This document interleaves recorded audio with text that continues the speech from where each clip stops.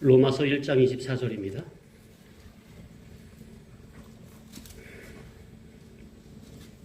합독하십니다.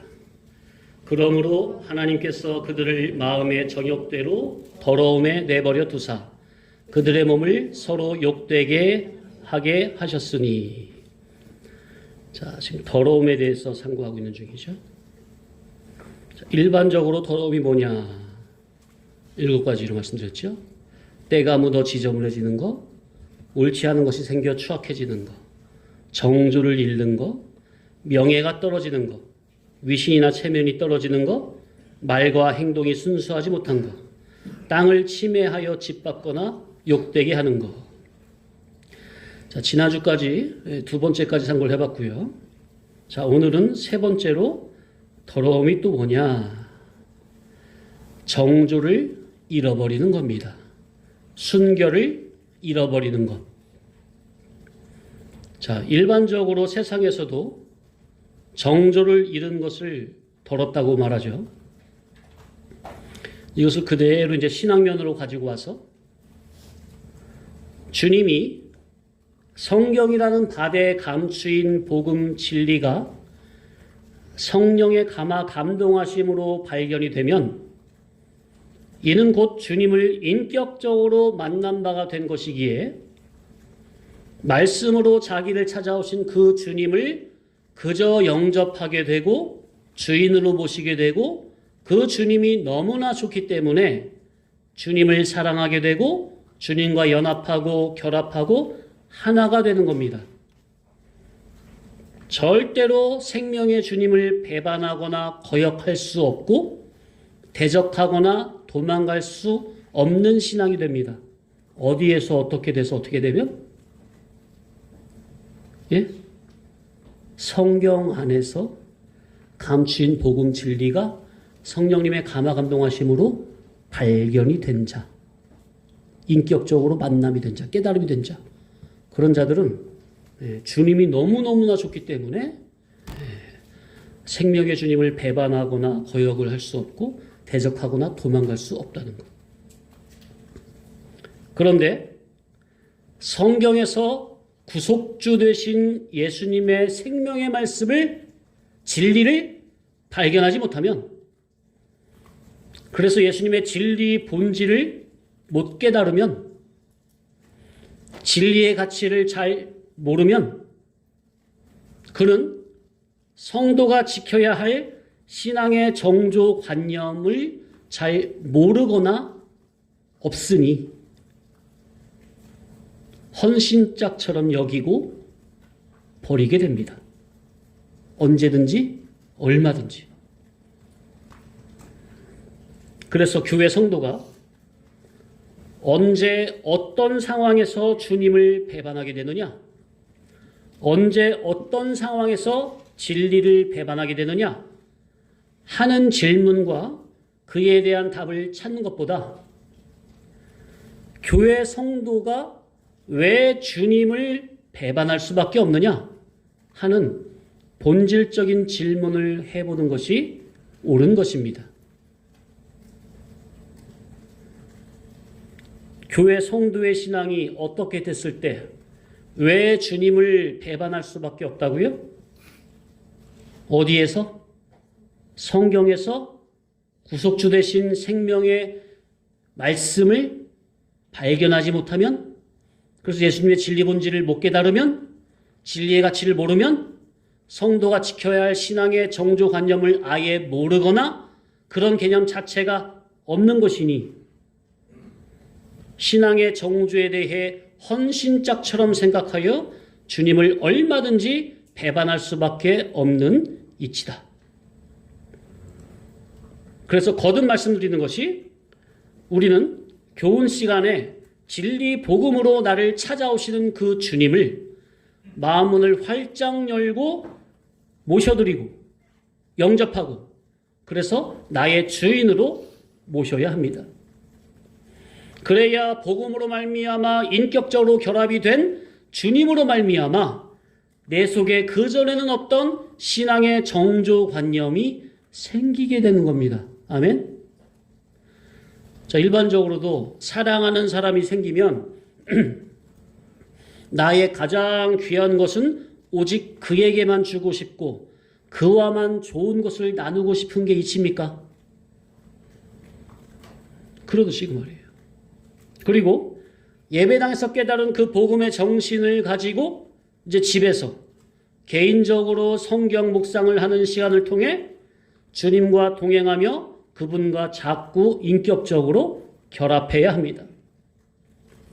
그렇게 주님과 동거하는 삶이라야 자기 안에서 구원이 생산됩니다.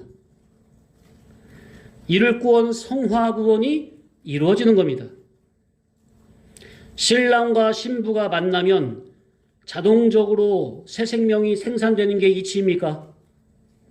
그렇듯 주님과 영적, 인격적으로 동행이 되고 동거가 되면 그의 삶 가운데 새 생명이 잉태가 되고 구원이 생산되는 것이 자연스러운 이치라.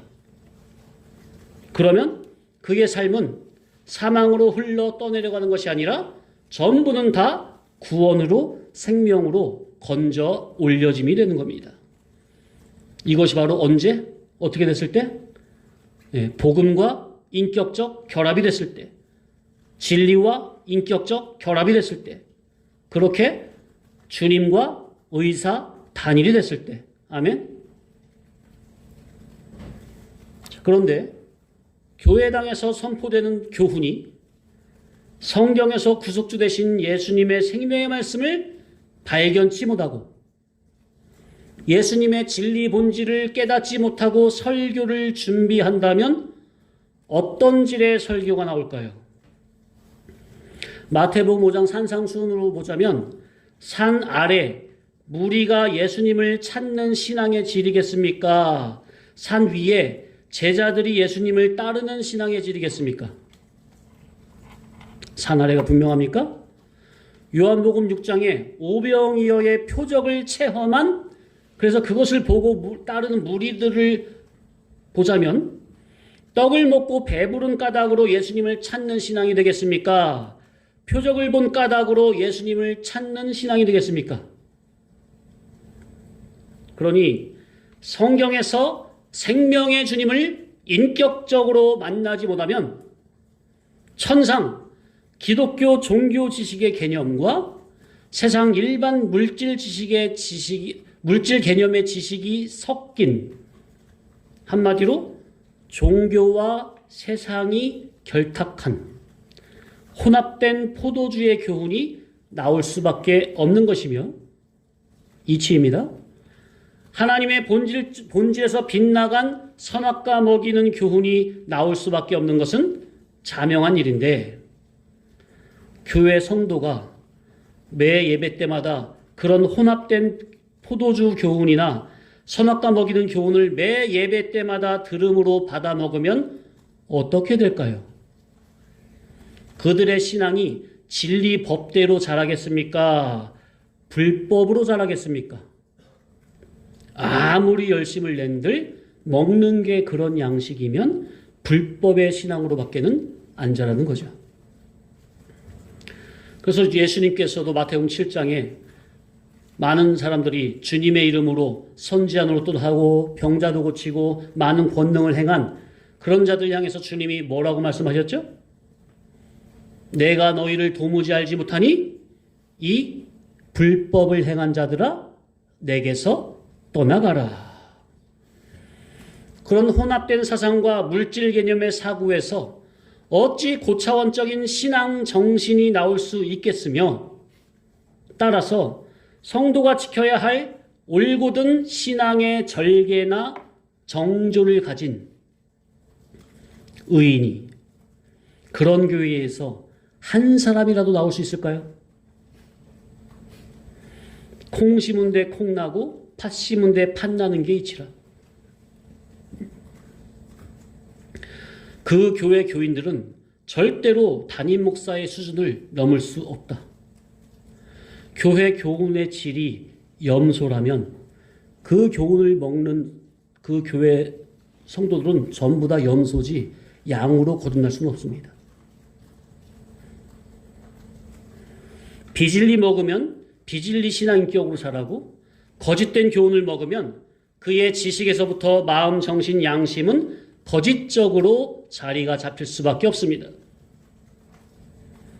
그런 교회당에서는 돈 몇 푼에, 인정정실에, 혈육에, 세상 누림성에, 육신의 정욕에, 안목의 정욕에, 이생의 자랑에 예수 그리스도의 고상한 진리를 헐값에 팔아넘기는 일은 아무것도 아닐 것입니다.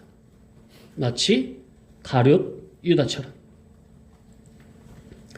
천상천하에서 가장 최고의 진리 본질의 천국 복음을 하나님의 아들 예수 그리스도에게 직접 사사를 받은 제자 중에서도 가롯 유다와 같은 진리의 가치를 모르고 자기의 구속주 예수 그리스도를 은 30에 팔아버리는 배신자가 나왔거든. 하물며 진리의 생명과 교훈이 아닌 선악과 먹이는 교훈을 매주 듣는 그런 교회당에서랴 그 말이에요. 그래서 우리 구주 예수님께서 다른 곳이 아닌 바로 교회당 안에서 비진리에 짓밟히고, 그런 세상 사상에 짓밟히고, 거짓과 위선에 농락당하고, 사탄 마귀의 종들에게 유린당하고, 그래서 그런 교회당에서 뭣도 모르고 죽도록 충성하는 교인들의 심신은 이래저래 만신창이가 다 되어버렸습니다. 말하는 거, 기도하는 거, 설교하는 거 들어보면 저 목사, 저 교회 성도들은 음력교회로구나. 그의 정신이 이미 세상에 유린당했고, 그러니 교인들에게 하나님의 복 받아라 하면서 설교하는데 그 교훈의 질이 성도들의 신앙을 세상에 유린당하게 만드는 설교로구나. 판단은 금방 나오는 겁니다. 사람이 말하고 기도하고 설교하는 거 들어보면 금방 판단이 되는 겁니다. 예수님의 말씀에 네가 말하였도다. 그렇게 되는 거예요. 그가 하는 말을 들으면 딱 저건 음료로구나, 창녀로구나, 금방 나오는 겁니다. 왜냐하면 사람은 자기 속에 든 것을 입으로 그대로 나타내는데 그걸 숨길 수가 없으니까요. 들어보면 세상의 순교를 짓밟혔구나. 세상의 신앙 종조를 다 팔아버렸구나. 금방 나오는 겁니다.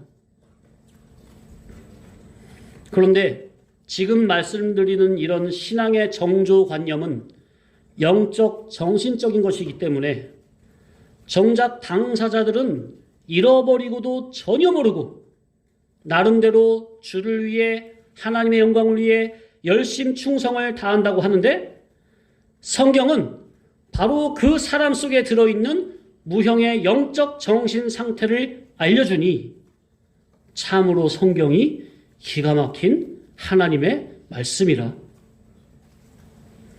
그러니 오직 성경만이 너는 정조를 잃었다? 너는 신앙생활을 잘못했다? 너의 인생은 잘못 살았다? 라고 알려줍니다. 그러니 이제라도 회개하고 돌아와 고치고 새 사람 되라고 오직 성경만이 알려줍니다. 예수 그리스도의 계시를 천사를 통해 사도 요한에게 전해주고, 요한은 소아시아 7교회의 종들에게 편지를 하죠. 그러니 각 교회의 종들은 사도 요한의 편지를 통해서 예수 그리스도의 계시를 받는데 성령께서 직접 그들에게 말씀하시는 거죠. 그래서 하신 말씀이 뭐예요? 귀가 있는 자들은, 곧 들을 귀가 있는 자는 성령이 교회들에게 하시는 말씀을 들을지어다. 귀 있는 자는 성령이 교회들에게 하시는 말씀을 들을지어다. 그러니 인도자는 성경에 감추인 진리를 발견하여 교회들에게 먹여야 할 책임이 막중한 겁니다. 그런데 주를 위해 충성, 봉사, 전도, 사역, 열심, 충성은 대단한데 정작 가장 중요한 이러한 일, 곧 성경 안에 감추인 복음 진리를 발견하여 주님의 양떼들에게 먹이는 청지기의 이러한 가장 중요한 사명은 안 하고 못한다면 그는 주님이 보내신 참 종은 아니라고 보는 겁니다. 참 종과 거짓 종, 주님이 보내신 종과 주님은 보내시지도 않았는데 스스로 올라온 자칭 종을 알아보는 것은 이렇게 쉽습니다. 이런 이치를 알면 쉬운데요. 성경에서 진리를 발견치 못한 기독교 종교인들에게는 이게 그렇게도 어려운 겁니다. 누가 참인지 누가 거짓인지. 왜? 다 성경 들고 예수 모자 들러쓰고 오니까. 이게 개인지 늑대인지. 채성아 일어나. 뒤로 가 서 있어. 채성아 너 개하고 늑대 구분하냐? 이게 양인지 염소인지. 학생들 양하고 염소 알아? 구분할 줄 알아? 응. 이게 생명과인지 선악과인지 성경에서 올바른 기준을 찾아 자기 것으로 자체화되어 있지 않으면 이게 그렇게 헷갈리는 겁니다. 성경에서 생명과 진리 복음의 절대적인 잣대와 기준을 발견한 자에게는 이걸 분별해내기가 참으로 쉬운데요. 왜? 절대 기준을 알고 있으니까. 참만 알고 있으면 나머지 다 거짓이잖아요. 근데 성경에서 복음 진리의 기준을 발견치 못한 자에게는요, 이걸 분별해내기가 여간 어려운 게 아닙니다. 여간 헷갈린 게 아니에요. 자, 어린 애들은 이게 개인지 늑대인지 잘 모를 수 있습니까? 아, 개가 늑대고 늑대가 개인데. 그런데 청령 전도만 되면 개와 늑대는 구분하죠. 자, 그런데 어른이라도 전문가가 아니면 늑대 개와 늑대는 헷갈립니까? 늑대 개하고 늑대. 그 어른이라도 잘 처음 보면 헷갈릴걸요? 늑대 개도 늑대처럼 생겼고 늑대는 늑대니까. 전문가가 아니면 잘 모르는 거예요. 신앙면에서도 그러하다 그 말이에요. 알면 간단하고 쉬운데 모르면 그렇게 헷갈리고 그게 그거 같거든. 지금 신앙면에서 더러운 게 뭐냐? 정주를 잃어버린 것이다. 이에 대해 상고하고 있는 중입니다. 더러운 게 뭐라고 채성아? 자, 일반적으로 여자가 동네 처녀가 이 남자가 손잡아 달라고 그래도 손잡아주고 저 남자가 손잡아 달라고 그래도 손잡아 준다면 그게 마음씨가 좋은 겁니까? 정조가 없는 거, 정조관념이 없는 겁니까? 하나? 하나님의 교회가 진리도 좋다. 비진리도 좋다. 천국도 좋다. 세상도 좋다. 이 교회도 좋다. 저 교회도 좋다. 헌금만 많이 되면, 돈만 있으면, 부흥만 된다면 뭐라도 다 좋다 하는 것은 마음씨가 좋은 겁니까? 신앙 정조가 없는 더러운 겁니까? 우리의 영원한 참 신랑 되신 거룩하신 예수 그리스도께서 그렇게 일평생을 신앙의 정조를 팔고 돌아다닌 창녀 같은 그러한 신부를 기뻐 받아주시겠습니까? 학생들의 이해를 돕기 위해서 목사님 과거 예를 말씀드립니다. 몇 년 전에 말한 적 있죠. 제가 군대 갔을 때 6주 훈련 끝나고 수액중대 자대 배치 받으니까 어떻게 하다 보면 자꾸 물어보잖아요. 뭐 어디 다니다 왔냐. 그러니까 신학생이 왔다고 하니까 동물원 원숭이 구경하듯이 신기하게 쳐다보더라고요. 저녁 식사를 하려고 식당 앞에 전 중대가 소대별로 집 앞에 있는데 옆수대 병장이 담배를 쭉 빨아서 태우더니 내 앞에 와가지고 아 그러더라고요. 입이 딱 되면서 아. 그러니까 주변에서 아주 그냥 구경이 났어요. 저놈이 어떻게 할까? 어떤 병장은 낄낄대고 어떤 병장은 에이 하지마 그러기도 하고 다들 궁금해서 쳐다보고 있었어요. 그런데도 그 장난기가 있는 병장은 굽히지 않고 얼굴을 딱 인상을 쓰면서 다시 한번 아 하더라고요. 그래서 제가 그래도 입을 굳게 다물고 가만히 있으니까 한번 다시 한번 눈을 힘주면서 눈을 부라리면서 더 세지 목소리로 아 마지막이야 그러더라고요. 그래도 입 다물고 가만히 있었어요. 그러니까 이제 뒤에서 일병이나 상병들은 얼굴이 굳어지면서 난리가 났습니다. 왜냐하면 이등병이 개념 없는 행동을 하면 그 이등병을 혼내는 게 아니라 그 이등병 위로 다 집합시켜가지고 이제 막내 하나 똑바로 못 잡느냐, 군기도 하나 못 잡느냐 하면서 난리가 나거든요.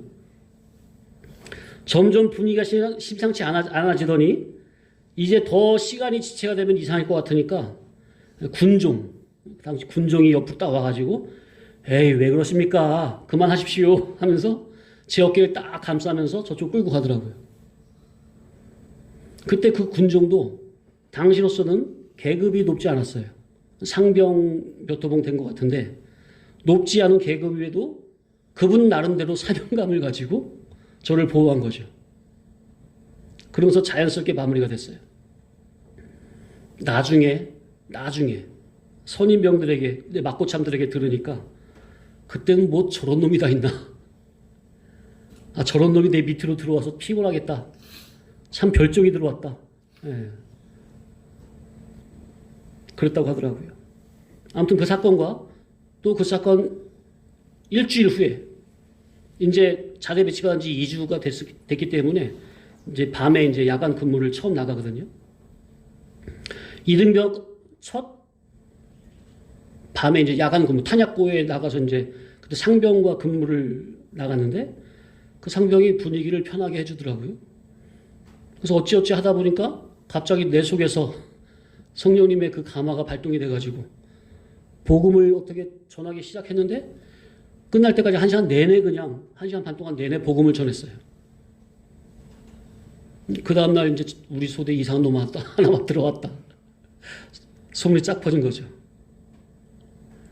아무튼 그런 사건과 또 몇몇 사건이 많이 있었어요. 그런 사건을 계기로 저는 아예 그런 사람으로 아예 그냥 딱 비춰져가지고 근무에 나가기만 하면 아예 이등병 때부터 거의 매 근무 때마다 1시간 반 아니면 2시간 내내 복음을 전했습니다. 참 그때 생각하면은 정말로 인간 제가 한 게 아니라 성령님이 속에서 정말 강권적으로 그 역사를 하셨었어요. 자, 그러니까 그런 담배 사건 그게 큰 시험은 아니에요. 그래도 그 당시 군대는 선임이 군대 말로 까라면 까야 되는 상황이거든요. 더군다나 당시로서는 군대가 엄청 세기로 유명한 수색중대였고 주변 일반 보병 대대에서는 우리를 쳐다보지도 못했어요. 병장도 우리 이등병을 못 쳐다봤어요. 그렇게 군기가 셌기 때문에 당시로서는 병장 말에 그냥 거역을 한다? 예. 아주 사소한 시험이지만 그래도 그 순간만큼은 목숨을 걸어야 하는 상황입니다. 그런데 저는 제 속에 주님을 모시고 있기 때문에 신앙 양심상 절대로 그럴 수 없다는 거죠. 때려 죽이며 죽는 거죠. 죽더라도. 어느 목사님은 어려서 시골에서 집안일을 도와야 한다고 초등학교만 나오고 그 중학교부터 못 갔어요. 나중에 이제 결혼하고 나서 이제 공부에 대한 그것이 한이 돼가지고 30 넘어가지고 이제 검정고시로 중학교 과정, 고등학교 과정 그렇게 해가지고 이제 대학교 이제 입학 시험까지 앞두고 있었어요. 근데 대학 입학 시험을 앞두고 있는데 누가 와가지고 엿을 들고 오면서 야, 너 이거 먹어야 대학 붙는데. 근데 그 목사님이 그 당시는 이제 그냥 집사였었죠. 진리를 몰랐을 때인데도 만일 내가 이 엿을 먹어야 붙는다고 하면 나는 이걸 안 먹고 차라리 떨어지겠다. 야, 그러니까 이게 정말로 하나님 앞에서 주님과 인격적인 신앙이 아니면 안 되는 거죠.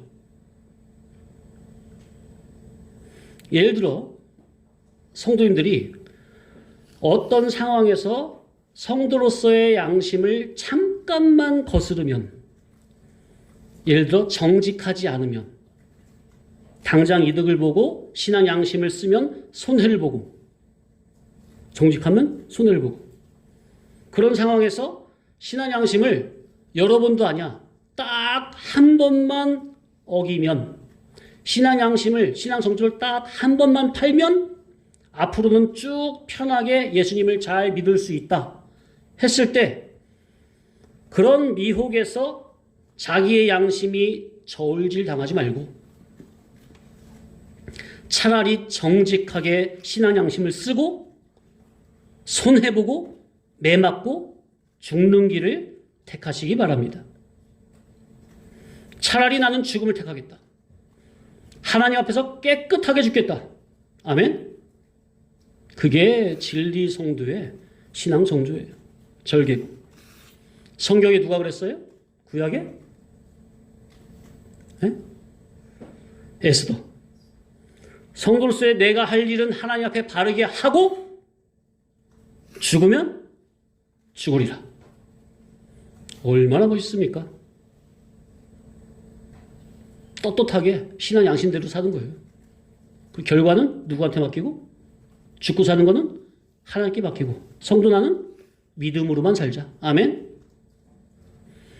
자, 그러니 다 같이 신앙을 열심히 한다고 해도 성경의 바른 진리와 거기서 나오는 바른 정신과 올바른 사상을 알고 해야 하는데, 성경의 본질적인 진리를 발견치 못해서 모르든 못 들어서 모르든 어쨌든 본질적인 진리를 모르면 그의 정신 사상이 서서히 세상과 결탁이 되어 짝짝꿍이 되어 내려가는데, 그러면 그런 사람은 하나님 앞에서 못 쓰게 되는 겁니다.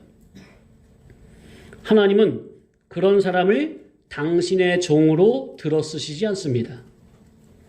하나님은 들어쓰지를 않는데, 하나님은 기름을 부으시지 않았는데, 인간이 만들어낸 기독교 종교적 제도를 타고 성령의 기름 부음이 아닌 종교적 제도의 기름 부음이 되어 스스로 올라온 자칭 종들이 부지기수라.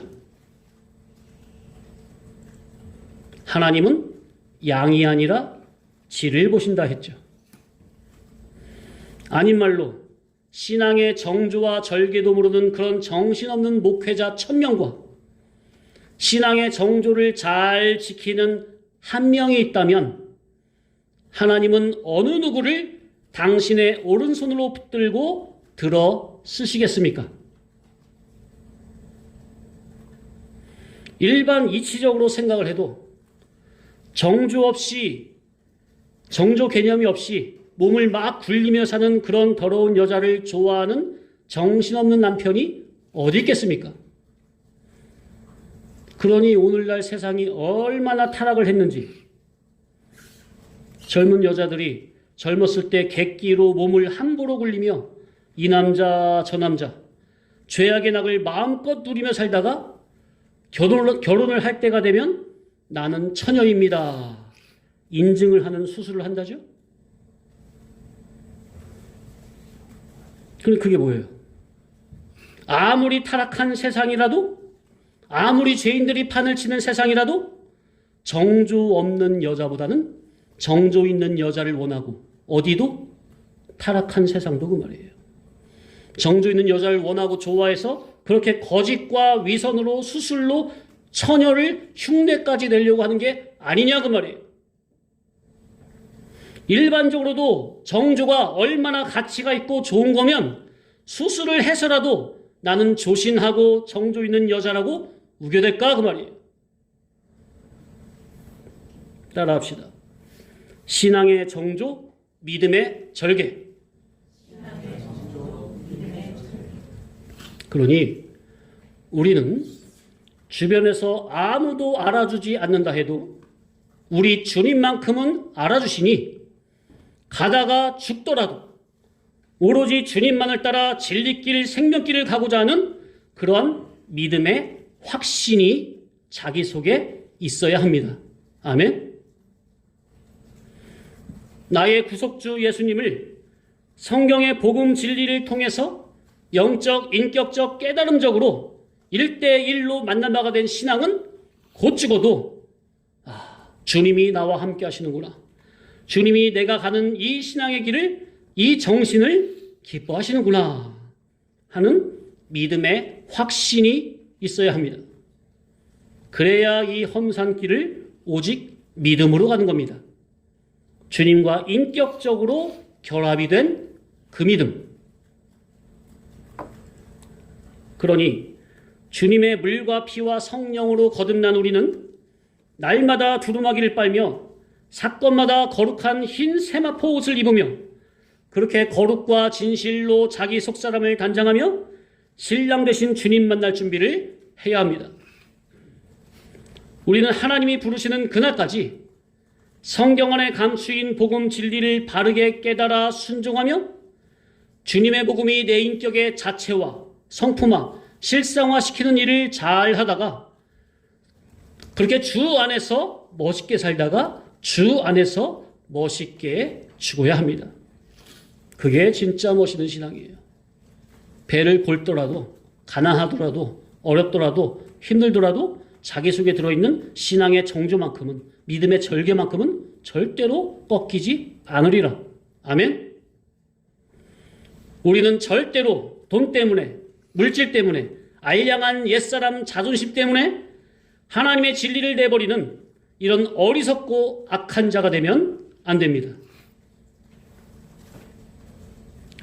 가만 보면 평소 별 사건이 없을 때는 주님을 위해, 이 진리를 위해 목숨까지 바치겠나이다 다짐과 각오를 했다가도 별 큰 사건도 아닌 작은 사건 앞에서 돈 몇 푼 때문에, 물질 때문에, 알량한 옛사람 자존심 때문에 주님을 배반하고 떠나고 버리는 사람이 상당히 많습니다. 평신도들이야 뭐 그러려니 하는 거지만은 목회자 세계에서도 그렇습니다. 보통 보면 목사님들이 나도 목사임네 하는 그 알량한 자존심을 버리지 못해서 진리를 배우려 들지 않으니 더 깊은 신앙의 세계로 들어가지 못하는 분들이 상당히 많습니다. 참으로 안타까워요. 예수님께서 당신의 생명을 십자가에 내던짐으로 맞바꾸어 살려주심을 받은 하나님의 아들 된 저와 여러분은 하나님의 성령께서 나를 당신의 성전 삼고 인격적, 애정적, 수수 관계적으로 늘 즐거움으로 상주해 계실 수 있는 주님의 거룩한 신부요 교회 성도가 되어야 합니다. 아멘. 그런데 신앙의 정조를 팔아버리면 내 안에 누가 떠나신다? 성령님이 떠나시는 겁니다. 그건 죽은 신앙이에요.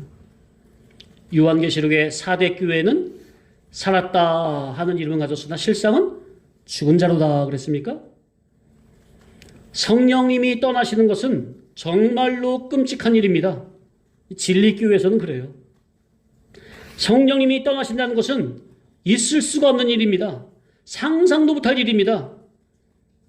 성령님의 감화가 떠나시면 그 다음부터는 성경이 안 보입니다. 닫혀버려요. 영감이 죽었으니까. 이 영감은 언제 죽어요? 주님이, 성령님이 자기 속에서 언제 떠나신다고요? 신앙의 양심, 신앙의 정조를 팔 때. 그러니 우리는 신앙 정조에 목숨을 거는 게 맞습니까? 분명합니까? 지금 현재 현실에서 성령님과 인격적, 애정적, 결합적, 수수 관계적으로 동거, 동락, 동행, 동사, 동식, 동숙을 해야 이 땅에 살아도 천국 낙원의 깊은 신혼의 단맛으로 살게 되는 겁니다. 사모하시고 믿음의 절개, 신앙의 정조를 반드시 지켜나가시기 바랍니다. 아멘.